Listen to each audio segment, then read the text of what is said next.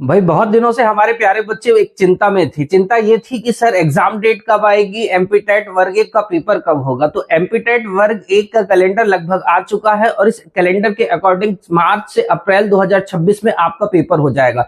यदि आप dot dates को लेके चलेंगे तो मैं आपसे कहूंगा कि लगभग 3 महीने बचे। अब इन 3 महीने में यदि आपको इकोनॉमिक्स की तैयारी करनी है तो मैं आपको एक बेहतर विकल्प दूंगा, पर पहले आप एक समय का अनुमान लगा लीजिए कि आपको लगभग 90 से 100 दिन ही मिल रहे हैं। इन 90 से 100 दिन में यदि मैं आपसे इकोनॉमिक्स की बात करूं तो आपको लगभग यहां पर 14 यूनिट्स को पढ़ना होगा। पढ़ना अकेला नहीं है बच्चों, इसको रिवाइज करना है, फिर एमसीक्यू लगाने हैं, मतलब प्रैक्टिस करनी है। इन सब के लिए कंटेंट, कॉन्सेप्ट और इसी के साथ साथ आपके रिवीजन को वन लाइनर बनाते हुए, एमसीक्यू का व्याख्यात्मक हल देते हुए मैं आपको मिल जाऊंगा इस बैच के अंतर्गत। तो इस बैच को आपको जरूर ज्वाइन करना चाहिए, क्योंकि लास्ट ईयर के भी जो अभ्यर्थी थे वर्ग 1 की यदि आप बात करेंगे, वो भी इकोनॉमिक्स बैच वाले, उनमें जो टॉपर्स थे, मैं उसके भी आपको स्क्रीनशॉट दिखा सकता हूं, वो भी मेरे ही बैच से थे। तो आप सारे प्यारे अभ्यर्थियों का स्वागत रहेगा इस बैच में, जहां पर आपको नियमित क्लासेस मिल रही हैं, संडे मैराथन मिल रही है, रिवीजन के लिए जैसे ही यूनिट होती है उसका रिवीजन आपको करवा दिया जाता है।